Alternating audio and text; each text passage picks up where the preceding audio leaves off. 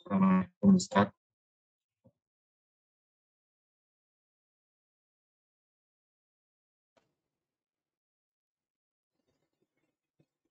Waalaikumsalam warahmatullahi wabarakatuh. Hal, gimana kabarnya Ustaz? Alhamdulillah, khair. Gimana, sehat? Alhamdulillah. Alhamdulillah, sehat semua. Masya Allah.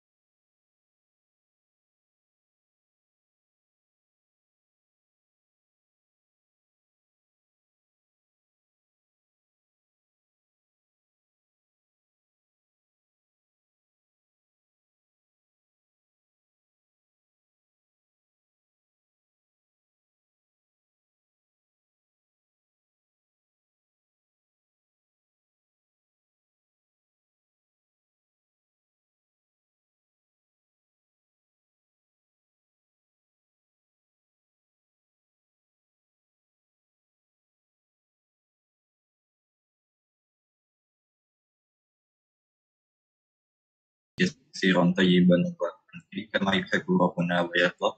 Asyhadu an la ilaha illallah wa asyhadu anna Rasulullah sallallahu alaihi wasallam ala nabiyina Muhammadin ila yaumiddin amma ba'd. Jemaah sekalian semoga dirahmati oleh Allah Subhanahu wa taala. Alhamdulillah kita bisa diberikan kesempatan dan kemudahan untuk hadir pada kesempatan kali ini guna menyimak dari Al-Ustaz Abdullah Roy Hafizahullah Ta'ala. Alhamdulillah beliau telah hadir bersama kita di tengah-tengah kita. Kami mengucapkan terima kasih jazakumullah khairan kepada Ustaz dan juga tim yang ada di studio. Semoga waktu yang diluangkan diberkahi oleh Allah Subhanahu wa taala dan juga kepada para jamaah. Barakallahu fiikum. Terima kasih telah hadir bersama kita. Baik jemaah sekalian, sebelum kami mulai, kami ingin membacakan terlebih dahulu tata tertib kajian. Ya.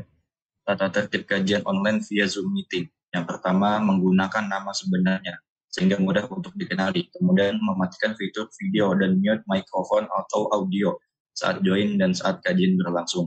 Kemudian mendengarkan kajian dan berusaha untuk mencatat. Kemudian sesi tanya jawab insya Allah akan ada di akhir kajian. Pertanyaan harap disesuaikan dengan tema pada hari ini. Kemudian pertanyaan bisa dikirimkan kepada host atau co-host atau moderator untuk kami bacakan. Atau bisa bertanya langsung dengan raise hand yang akhwat, kameranya wajib di off. Ya ikhwan, kamera boleh on jika berkenan. Kemudian menghargai sesama dalam mengikuti kajian dan berharap mendapat keridhaan Allah Subhanahu wa taala. Sehingga ilmu ini menjadi barokah dan bermanfaat bagi kita semua di dunia dan di akhirat kelak. Allahumma amin, barakallahu fikum. Selanjutnya waktu dan tempat kami persilahkan kepada Ustaz. Barokah dan bermanfaat Nah, bagi kita dan tempat kami. barakallahu fikum. Bismillahirrahmanirrahim. Alhamdulillah Rabbil alamin. Wa asyhadu an la ilaha illallah wahdahu la syarikalah. Wa asyhadu anna Muhammadan abduhu wa rasuluhu sallallahu alaihi wa ala alihi wa ashabihi wa tabi'ina lahum bi ihsanin ila yaumiddin wa sallama tasliman katsiran amma ba'd. Alhamdulillah, kita bersyukur kepada Allah Subhanahu wa taala yang telah memberikan taufik dan hidayahnya kepada kita semuanya, sehingga pada saat ini sore hari waktu Indonesia Barat kita dikumpulkan oleh Allah Subhanahu wa taala di media ini dalam rangka untuk mempelajari hadis-hadis Nabi SAW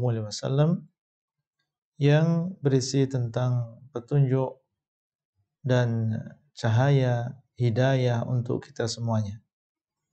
Para ikhwah dan juga para akhwat, para jamaah sekalian di Bumiku Mengaji dan secara umum para peserta kajian, insyaallah pada sore hari ini kita akan mempelajari hadis yang ke-14 yang disebutkan oleh Al-Imam An-Nawawi rahimahullah di dalam Al-Arba'in An-Nawawiyah. Dan seperti biasanya sebelum kita memberikan penjelasan, kita akan mendengar terlebih dahulu lafaz dari hadis ini. Nah,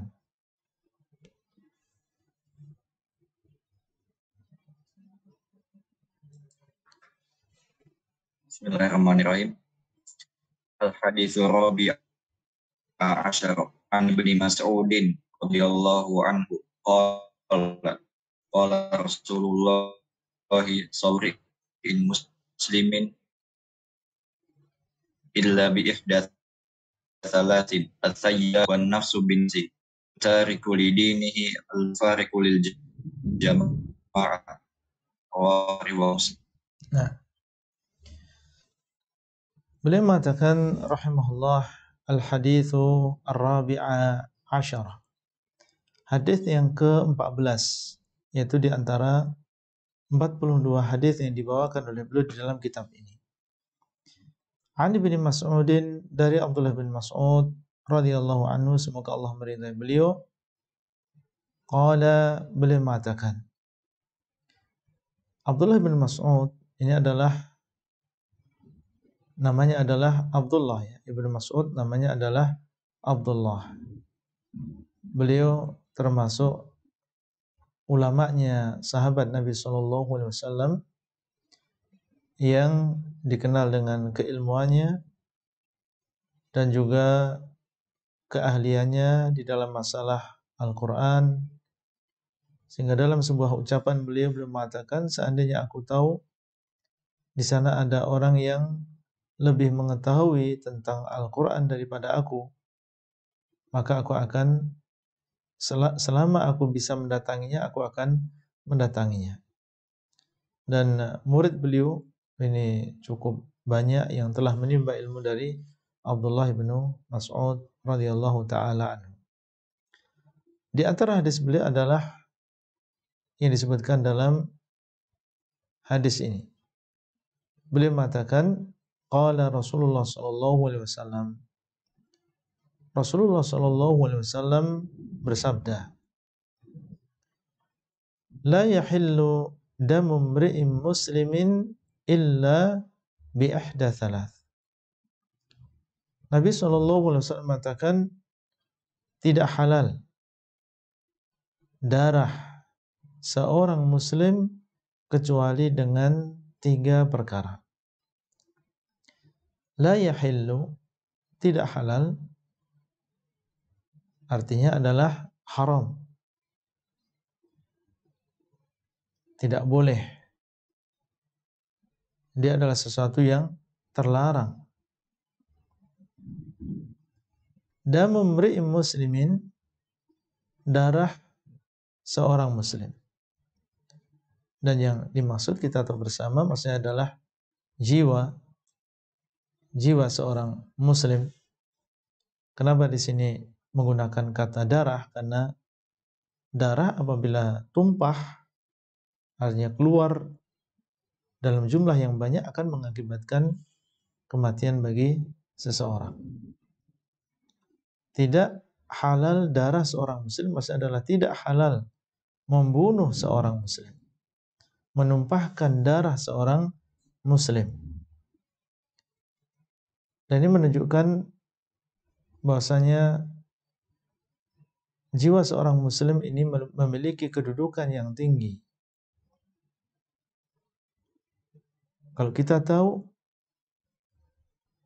seseorang yang ada di depan kita adalah seorang muslim, seorang yang beragama Islam, ketahuilah bahwasanya dia memiliki kedudukan di sisi Allah Azza wa Jalla. Tidak boleh dibunuh.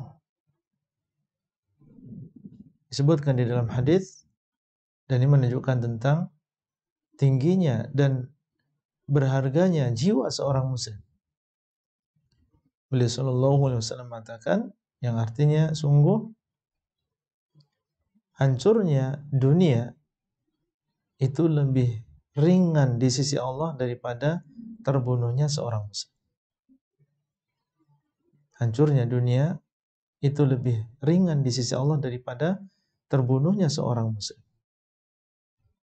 Perbandingan antara hancurnya dunia dan seisinya ini dengan terbunuhnya seorang muslim, maka di sisi Allah SWT hancurnya dunia dan seisinya lebih ringan daripada terbunuhnya seorang muslim. Nah, ini menjadikan kita sadar bahwasanya orang Islam itu jiwanya di sisi Allah memiliki harga yang sangat tinggi. Nah, ini mencakup yang laki-laki maupun wanita, yang dewasa maupun yang anak-anak, yang termasuk keluarga kita maupun yang bukan termasuk keluarga kita, orang yang kaya maupun orang yang miskin, orang yang memiliki jabatan ataupun orang yang tidak memiliki jabatan. Kalau dia muslim, maka kita harus sadari tentang tingginya dan mahalnya jiwa yang dia miliki. Seorang pengemis misalnya, atau seorang pemulung misalnya, muslim, maka jiwanya memiliki harga yang sangat tinggi di sisi Allah Azza wa Jalla. Tidak boleh kita menumpahkan darahnya.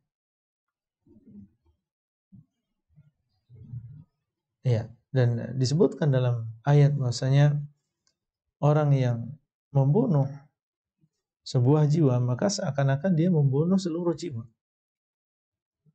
Faka'annama qatalan nasa jami'an.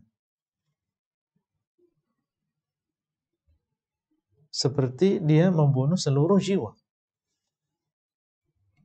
Kenapa demikian?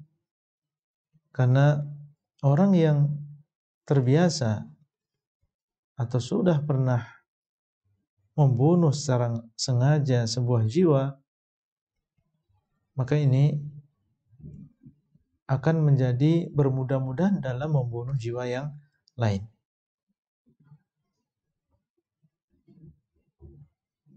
Ini menunjukkan sekali lagi ucapan beliau sallallahu alaihi wasallam, la yahillu damu imri'in muslimin,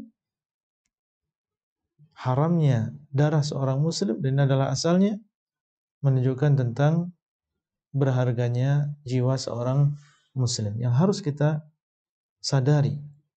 Jangan bermudah-mudahan di dalam masalah nyawa, di dalam masalah jiwa.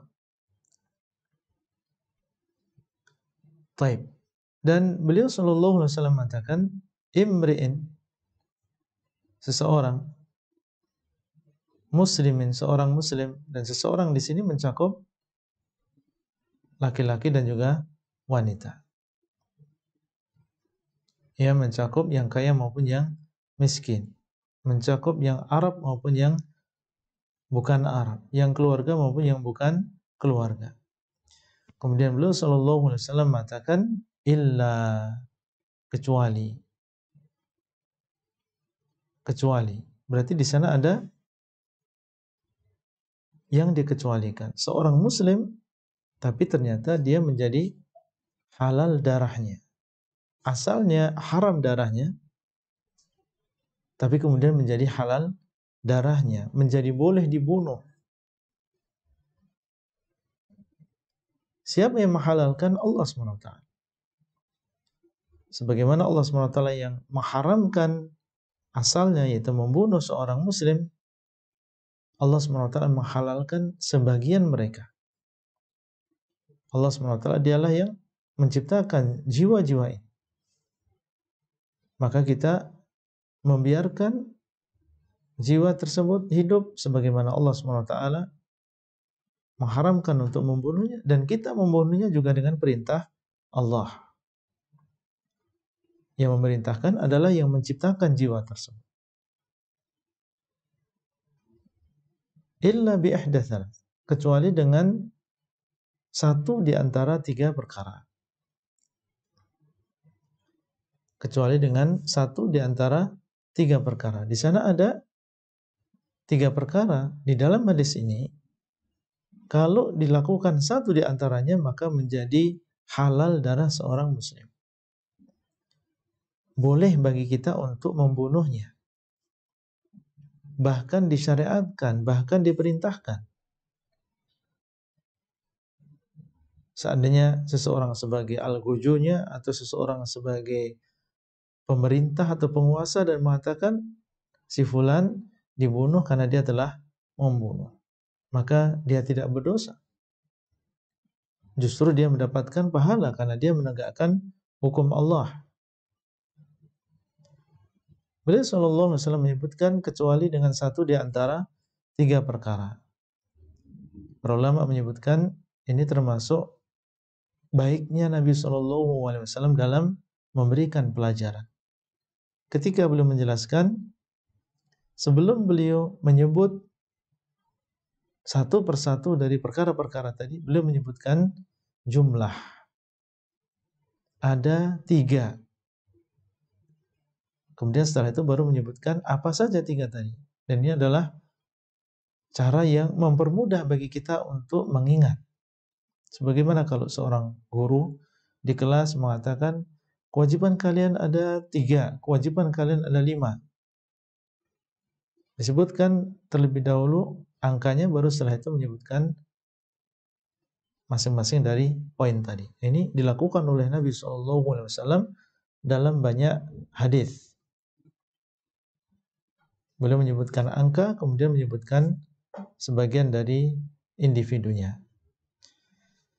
La yahillu damu imri'in muslimin illa bi ihda thalath, kecuali dengan satu di antara 3 perkara.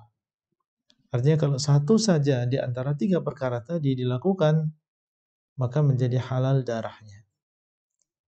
Boleh untuk dibunuh, disyariatkan untuk dibunuh.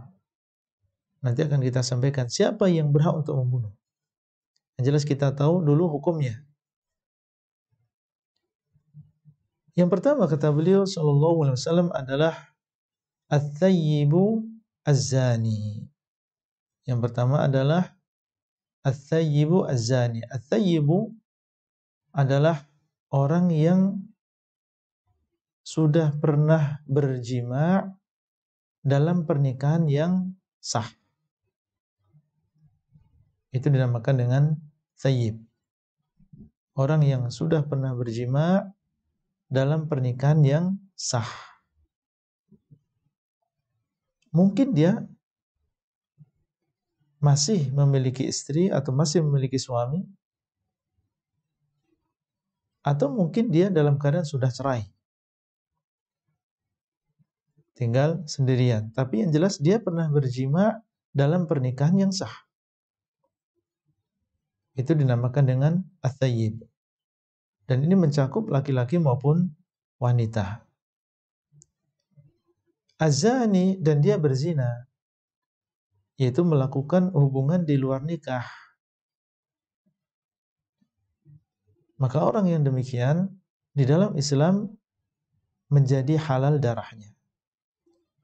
Yang sebelumnya haram darahnya, tidak boleh dibunuh karena dia pernah berzina, padahal dia adalah seorang thayyib, seorang yang muhsan, yang pernah berjima dalam pernikahan yang sahih, maka dia dihalalkan untuk dibunuh. Nah, ini menunjukkan bahwasanya orang yang berzina tetapi dia belum pernah berjima, misalnya. Belum pernah berjima, artinya dia seorang perjaka. Maka dia tidak dihukum mati. Di sana ada hukum yang lain bagi orang yang belum pernah berjima, belum pernah menikah dengan pernikahan yang sah. Yaitu apa? Dia dicambuk 100 kali, kemudian diasingkan selama 1 tahun. Dicambuk 100 kali, kemudian diasingkan selama 1 tahun. Atau dia pernah menikah tetapi tidak berjima, kemudian cerai misalnya. Ya, maka dalam keadaan demikian dia belum dihukumi sebagai seorang thayyib. Bukan sebagai seorang thayyib. Dia hukumannya sama dengan yang belum pernah menikah tadi, yaitu dicambuk 100 kali kemudian diasingkan selama 1 tahun. La yahillu damu imri'in muslimin illa bi ihda thalath. Ats-thayyibu az-zani. Seorang thayyib yang dia melakukan perzinaan. Kemudian perkara yang lain yang perlu kita sampaikan di sini tentang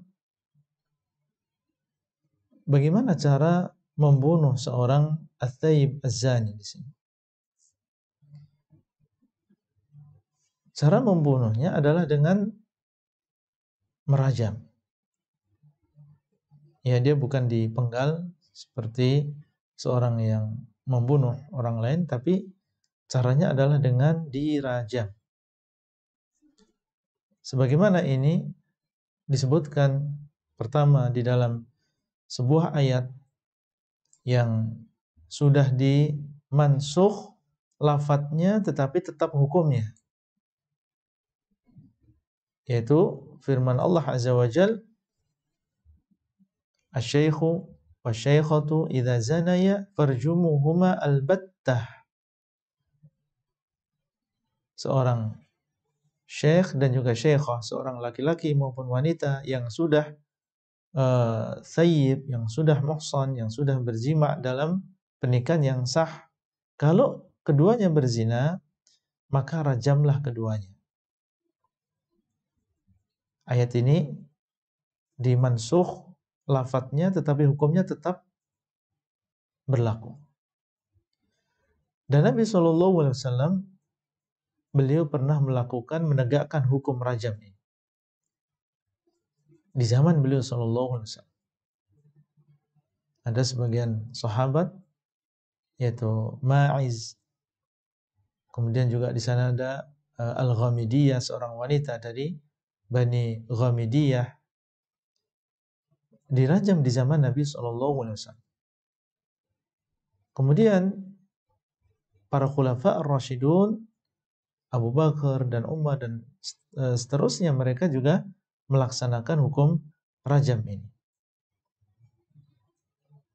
Disebutkan oleh Umar bin Khattab radhiyallahu taala anhu, beliau mengatakan, rajama Rasulullah sallallahu alaihi wasallam wa rajamna ba'dahu. Rasulullah sallallahu alaihi wasallam pernah merajam dan kami setelahnya juga merajam. Ini adalah hukuman bagi seorang yang berzina dan dia dalam keadaan muhsan. Bagaimana ini masuk dengan hukum rajam? Jadi masuk dengan hukum rajam adalah seseorang ya berdiri dan dia dilempari dengan batu. Ya, dilempari dengan batu sampai meninggal dunia. Dan yang melempari adalah beberapa orang atau banyak orang, bukan hanya satu orang. Dilihat oleh orang banyak, baik laki-laki maupun wanita. Ya, dilempari dengan batu sampai ya berdarah-darah, sampai habis darahnya dan dia meninggal dunia. Dan para ulama menyebutkan bahwasanya batu yang digunakan untuk melempar jangan terlalu besar dan juga jangan terlalu kecil. Artinya yang sedang, karena kalau terlalu besar misalnya terkena kepalanya, maka ini dia langsung meninggal dan tidak merasakan pedihnya azab tersebut. Dan para ulama menjelaskan kenapa di dalam Islam hukuman bagi orang yang berzina dan dia pernah berjima sebelumnya dalam pernikahan yang sah. Kenapa demikian mereka dibunuh? Para ulama menjelaskan karena ketika dia berzina, yang merasakan nikmatnya adalah seluruh badannya. Yang merasakan nikmatnya adalah seluruh badannya. Sehingga yang merasakan azabnya dan pedihnya siksaan tersebut adalah seluruh badannya. Demikian disebutkan oleh para ulama, dan Allah SWT dialah yang memiliki hukum-hukum yang penuh dengan hikmah. Tidak ada yang lebih bijaksana daripada Allah SWT. Demikianlah Allah SWT mensyariatkan rajam bagi seorang muslim yang thayyib atau seorang muslim yang muhsan. La yahillu damu imri'in muslimin illa bi ihda thalath at-thayyib az-zani. Ya, seorang thayyib yang berzina. Dan ini menunjukkan ayyuhal ikhwah tentang betapa kejinya perbuatan zina ini. Makanya Allah SWT mengatakan wala taqrabuz zina innahu kana fahishatan wa sa'a sabila. Dan janganlah kalian mendekati zina, karena sesungguhnya dia adalah perbuatan yang keji dan jalan yang sangat jelek. Firman Allah, dan janganlah kalian mendekati, menunjukkan bahwasanya seluruh wasilah, segala hal yang bisa mendekatkan seseorang kepada perzinahan, maka jangan didekati. Dan wasilah yang bisa menyebabkan seseorang mendekat atau terjerumus ke dalam perzinahan ini banyak. Mulai dari khalwah, berduaan dengan wanita yang bukan mahram, atau menyentuh wanita yang bukan mahram, melihat sesuatu yang diharamkan. Maka dalam Islam, khalwah, menyentuh wanita yang bukan mahram, kemudian melihat sesuatu yang diharamkan di dalam agama Islam. Karena itu semuanya akan membawa kepada sesuatu yang lebih parah. Itu berzina. Ketika masyarakat mulai menganggap ringan masalah tersebut, melihat semaunya, berkholwat semaunya, ikhtilat antara laki-laki dan wanita, maka kita mendengar berita-berita yang sangat menyedihkan hati seorang muslim. Perzinaan tersebar di mana-mana, bahkan di negara yang mayoritas itu adalah muslim. Karena mulai berkurangnya perhatian mereka terhadap aturan-aturan yang ditentukan di dalam agama kita dalam masalah hubungan antara laki-laki dan juga wanita. Banyaknya wanita-wanita yang membuka aurat, ini juga termasuk di antara sebab tersebarnya zina di sebuah tempat. Ya, dan akibat dari perzinaan ini sangat banyak. Di antaranya adalah campurnya nasab, kemudian tersebarnya penyakit-penyakit kelamin, hancurnya sebuah keluarga. Maka ini semua akibat tidak mengindahkan aturan Allah Azza wa Jalla. Nah, tentunya Di sana ada usaha bagaimana seseorang terhindar dari perzinaan. Dan bagaimana kita punya peran di dalam masyarakat kita untuk menghindarkan sejauh mungkin perzinaan-perzinaan. Adanya kerjasama antara pemerintah dan ulama dan juga masyarakat untuk menjauhkan penyakit ini, memudahkan para pemuda dan juga pemudi untuk melakukan pernikahan. Jangan kita persulit bagi mereka, memberikan pengarahan kepada mereka dan nasihat sebagaimana yang dikatakan oleh Nabi SAW, "Man istata'a minkum al-ba'ah falyatazawwaj." Barang siapa di antara kalian yang memiliki kemampuan maka hendaklah dia segera menikah. Fa innahu aghaddu lil basari wa ahsanu lil farji. Karena yang demikian lebih menjaga pandangan dan lebih menjaga kemaluan. Ini adalah yang pertama, golongan yang pertama yaitu ats-tsayyibu az-zani. Kemudian yang kedua adalah an-nafsu bin nafsi. Wan nafsu bin nafsi, yaitu dan sebuah jiwa dengan jiwa. Maksudnya adalah dibunuh seorang muslim karena dia membunuh jiwa yang lain. Yang itu adalah jiwa yang haram untuk ditumpahkan.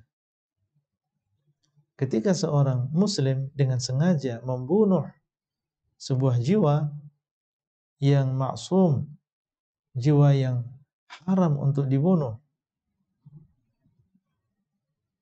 maka orang yang membunuh tadi harus dibunuh, harus ditegakkan hukuman qisas untuknya.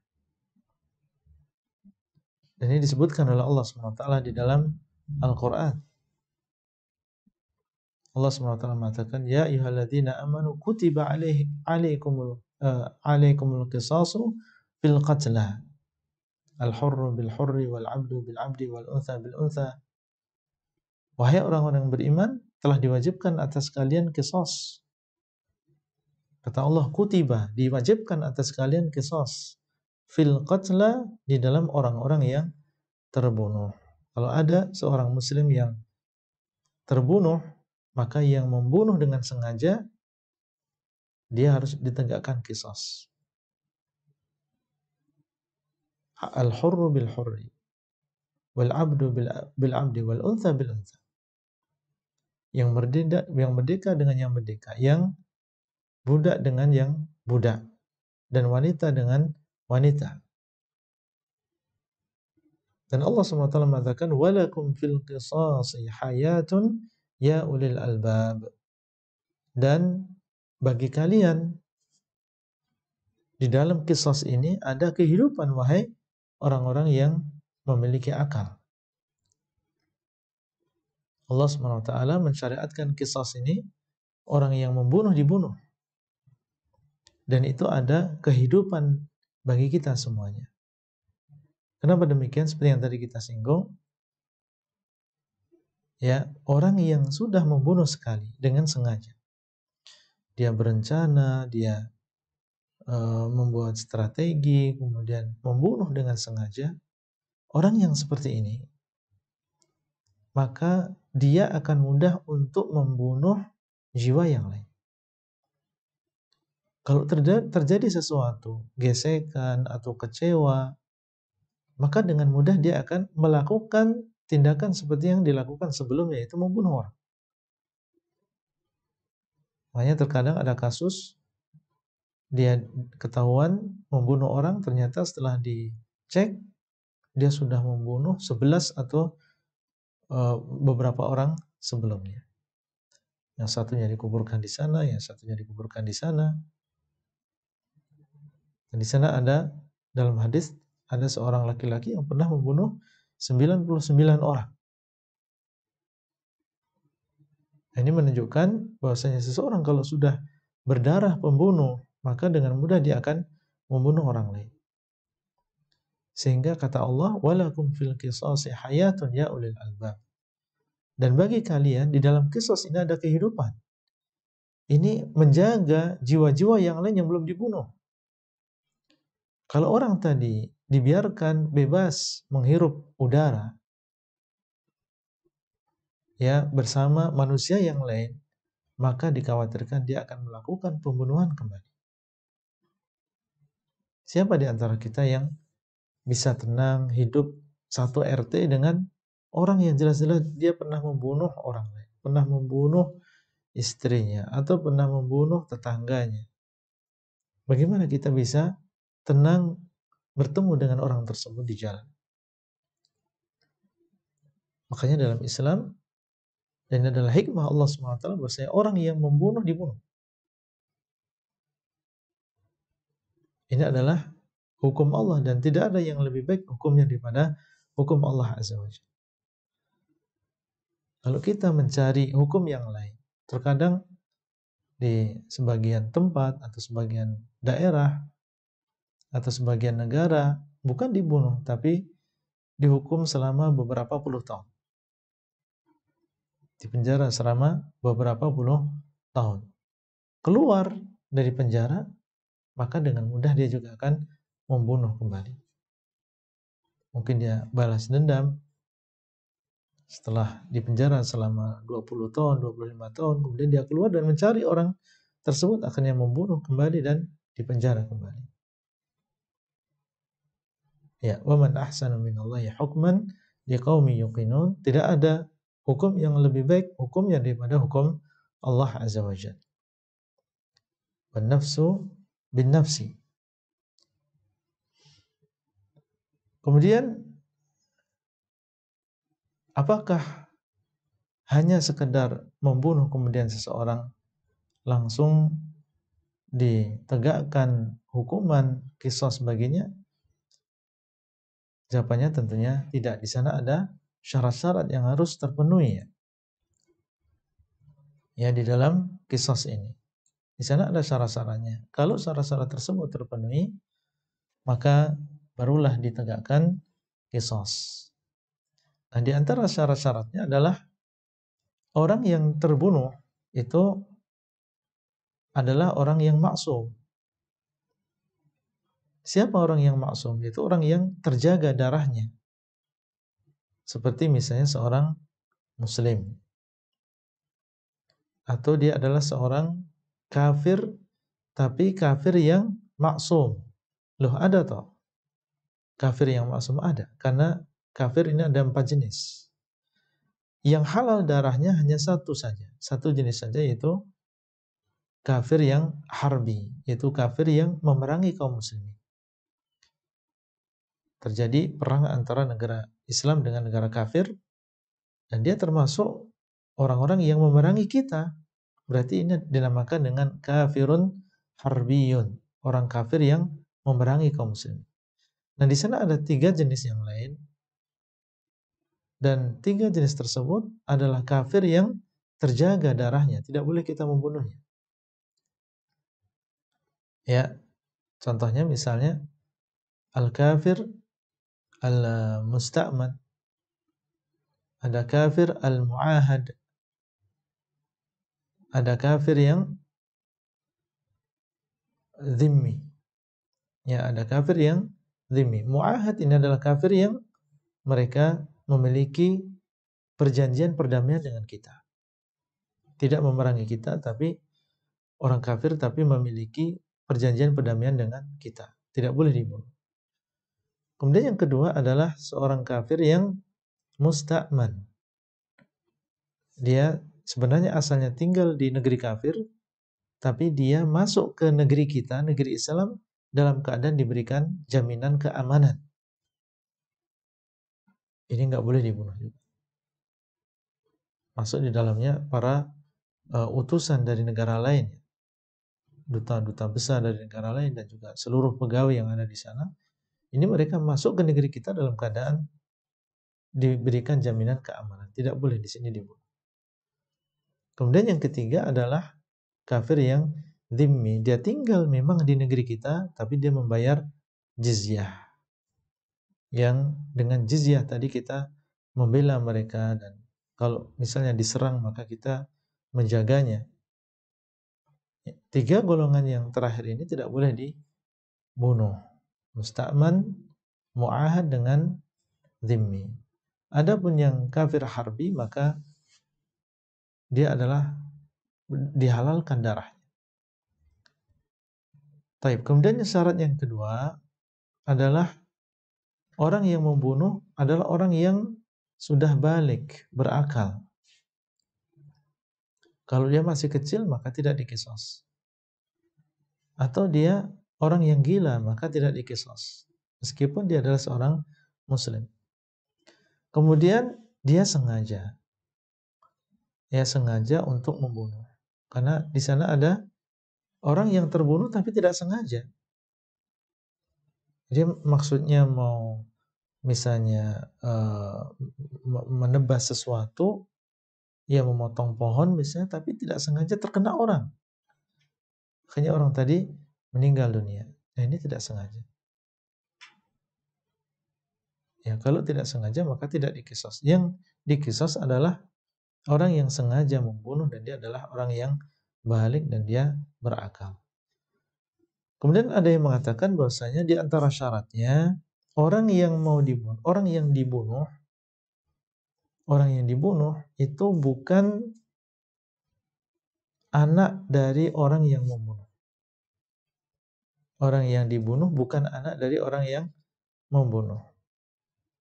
Karena kalau yang membunuh adalah bapaknya sendiri, maka sang bapak tadi tidak dibunuh. Ini di sana ada hadis di mana Nabi SAW mengatakan, la yuqtalu al-walidu biwaladi. Tidak dibunuh seorang bapak dengan sebab dia membunuh anaknya.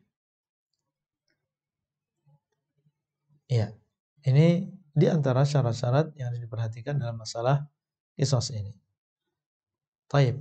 Wan nafsu bin nafsi. Dan jiwa dibayar dengan jiwa. Dibunuh seseorang karena dia membunuh dengan sengaja jiwa yang lain yang diharamkan oleh Allah SWT untuk dibunuh. Taib. Kemudian beliau SAW mengatakan, at-thayyibu zani wan nafsu bin nafsi wat tariku lidinihi al-mufariqu lil jamaah. Orang yang meninggalkan agamanya,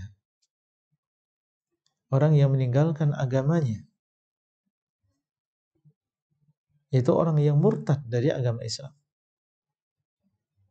Baik dia meninggalkan agama Islam, keluar dari agama Islam dengan ucapannya ataupun dengan perbuatannya.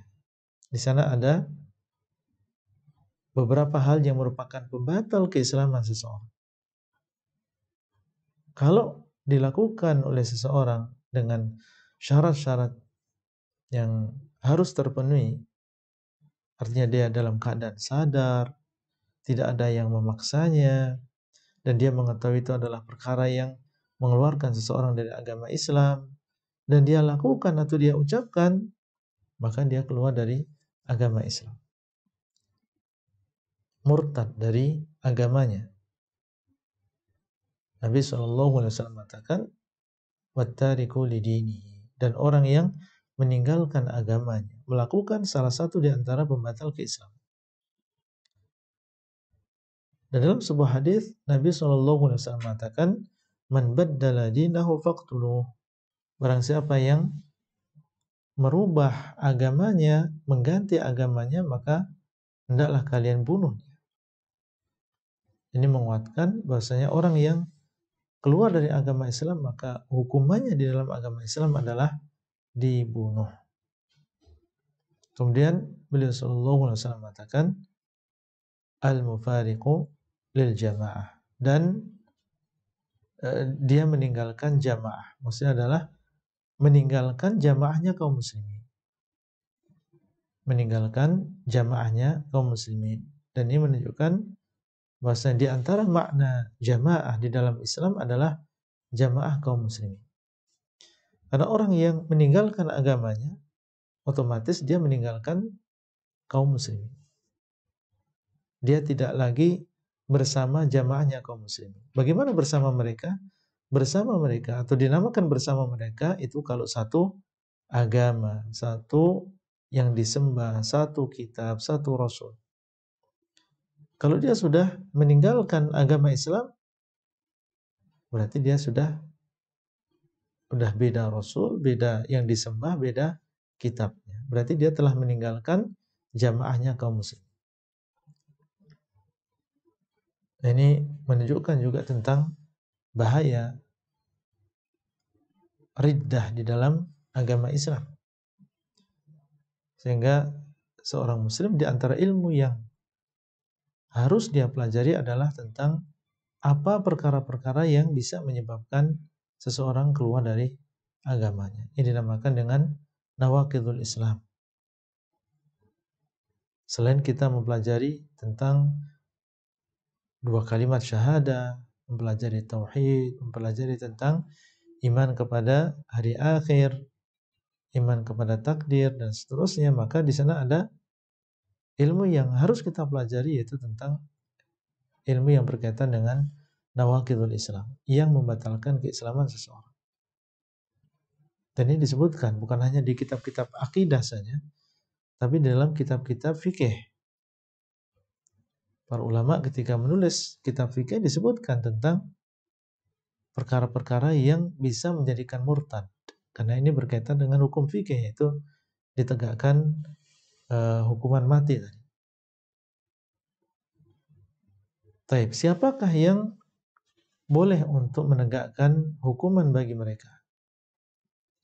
Kalau memang sudah terpenuhi syarat. Ya, orang yang berzina sudah terpenuhi syaratnya. Ya, di antara syaratnya mungkin dia ada di sana 4 orang yang melihat dengan jelas bahwasanya dia berzina. Atau di sana ada pengakuan, ya, baik yang laki-laki maupun wanita datang kepada penguasa dan mengaku saya berzina.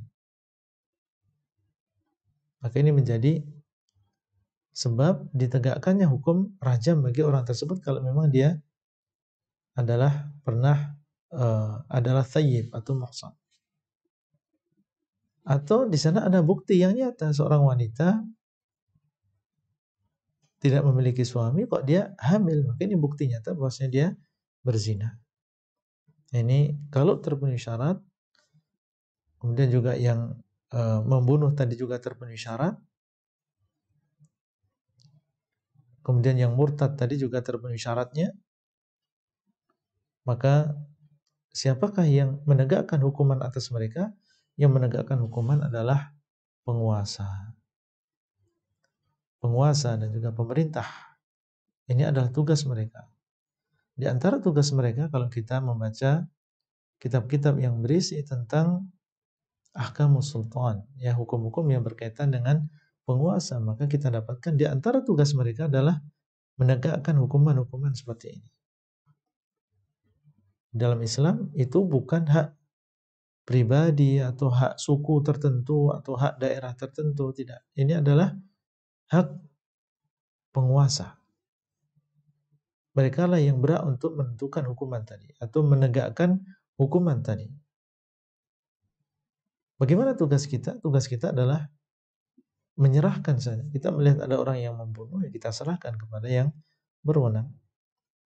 Mereka nanti akan menegakkan hukuman. Tidak boleh ya seorang individu kemudian menegakkan hukuman itu secara pribadi. Tahu di kamarnya misalnya dia mengaku dia telah membunuh seseorang dengan sengaja, kemudian kita tegakkan hukuman di kamar itu juga, ini tidak boleh. Atau mengetahui dia adalah berzina, kemudian kita tegakkan hukuman sendiri, kita rajam sendiri. Ini juga tidak diperbolehkan yang demikian. Ini disebutkan oleh para ulama di dalam kitab-kitab akidah bahwasanya iqamatul hudud ini adalah dilakukan oleh pemerintah yang sah, penguasa yang sah. Sebagaimana Al-Imam Ahmad bin Hanbal di dalam Usulus Sunnah beliau menyebutkan yang demikian. Nah ini adalah 3 perkara yang disebutkan oleh Nabi SAW bisa menjadi sebab halalnya darah seorang muslim. Kemudian Imam An-Nawawi mengatakan rawahu Al-Bukhari wa Muslim, hadis ini diriwayatkan oleh Bukhari dan juga Muslim. Para ikhwah dan juga para akhwat yang dimuliakan oleh Allah SWT, di sana ada beberapa hal yang tidak disebutkan dalam hadis ini dan ternyata dia menjadi sebab juga halalnya darah seorang muslim. Sebagaimana ini disebutkan oleh para ulama, misalnya di sana ada hadis-hadis yang lain atau ada di sana sebab-sebab yang lain yang bisa menjadikan halalnya darah seorang. Dan sebagian mengatakan bahwasanya disebutkan oleh Nabi SAW di sini dalam hadis ini adalah pokoknya. Ya, dia adalah 3 intinya. Adapun yang lain, maka kalau dicermati itu kembali kepada 3 ini. Ya, jadi dalam 3 golongan ini, sebagian mengatakan di situ ada 3 pokok. Yang pertama adalah dibunuh dengan sebab dia melanggar al-farj al-haram, yaitu melakukan ya perbuatan zina, disebutkan di situ berzina. Ini kembali kepada apa maknanya? Yaitu melanggar kemaluan yang diharamkan. Intihaku al-farji al-haram, melanggar kemaluan yang diharamkan. Dan ini masuk di dalamnya berzina, kemudian masuk di dalamnya orang yang melakukan perbuatan kaumnya Nabi Lut. Orang yang melakukan perbuatan kaumnya Nabi Lut yang dinamakan dengan homoseks. Ini laki-laki dengan laki-laki. Ini juga masuk di dalamnya meskipun ya tidak disebutkan dalam hadis ini, tapi intinya adalah melanggar kemaluan yang diharamkan. Kemudian juga tentang yang kedua yaitu an-nafsu binafsi. Ini intinya adalah sebabnya adalah karena menumpahkan darah yang diharamkan. Ya, menumpahkan darah yang diharamkan. Seluruh ya yang berkaitan dengan menumpahkan darah yang diharamkan, maka ini masuk di dalamnya. Kemudian yang ketiga adalah meninggalkan agama. Meninggalkan agama atau murtad dari agamanya. Ini di antara yang disebutkan oleh para ulama yang itu menjadi sebab dihalalkannya darah adalah orang yang melakukan perbuatan kaumnya Nabi Lut, homoseks. Ini baik yang melakukan maupun yang subjeknya maupun objeknya, maka dua-duanya ini dibunuh. Sebagaimana dalam hadis Nabi SAW yang beliau mengatakan bahwasanya man wajadtumuhu ya'malu amala qaumi Lut faqtulu al-fa'ila wal maf'ul. Beliau SAW mengatakan barang siapa yang kalian dapatkan dia melakukan amalan kaumnya Nabi Lut, maka adalah kalian bunuh yang melakukan maupun yang dilakukan, subjeknya maupun yang objeknya.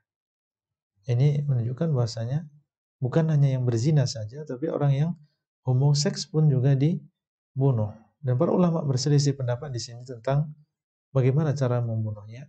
Ada yang mengatakan sama dengan orang yang berzina, seperti tadi perinciannya. Dan ada yang mengatakan dilakukan lebih parah daripada itu. Bukan hanya dirajam, ada yang mengatakan dibakar. Dan ada yang mengatakan dicari tempat yang paling tinggi di daerah tersebut, kemudian keduanya dilemparkan dari tempat yang tinggi tersebut dan dilempari dengan batu.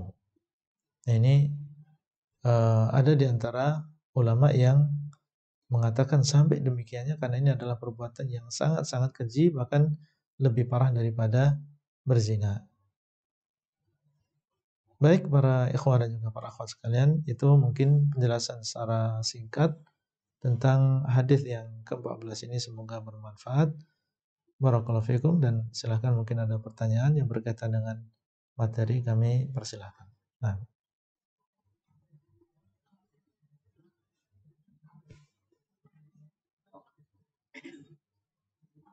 Assalamualaikum. Waalaikumsalam. Alhamdulillah jemaah, sekarang kita masuk ke sesi tanya jawab.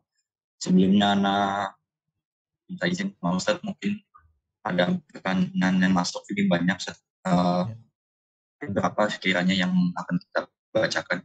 Mungkin ada waktu berapa menit? 5 menit aja mungkin.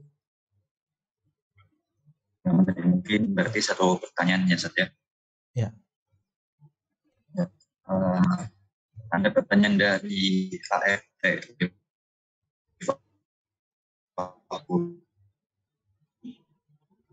Apakah hukum rajam dan cambuk dapat dilakukan di Indonesia?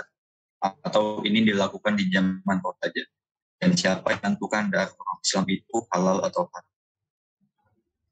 Ya. Ini adalah hukum Allah Azza wa Jalla yang berlaku semenjak diutusnya Nabi SAW, semenjak diturunkannya hukum ini sampai ila yaumil qiyamah. Ya, dan Allah SWT dialah yang lebih mengetahui tentang apa yang terbaik bagi manusia. Wa man ahsanu minallahi hukman liqaumin yuqinun. Dan tidak ada yang lebih baik hukumannya daripada hukuman Allah. Tidak ada yang lebih baik hukumnya daripada hukum Allah bagi orang-orang yang meyakini. Ya, jadi kewajiban seorang muslim adalah meyakini bahwasanya hukum Allah SWT itulah yang terbaik. Itulah yang terbaik yang seharusnya ditegakkan. Dan ini perlu adanya ta'awun di antara kita dan menjelaskan kepada umat tentang hukum Allah dan kewajiban kaum muslimin yang mereka memiliki wewenang, memiliki kekuasaan untuk menegakkan hukum Allah ini. Nah,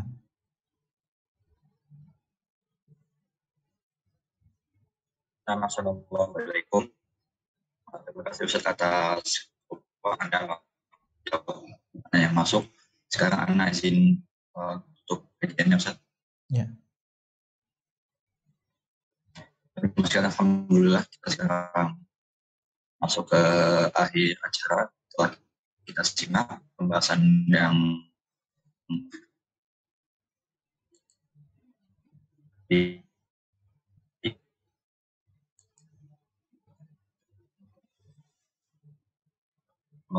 dari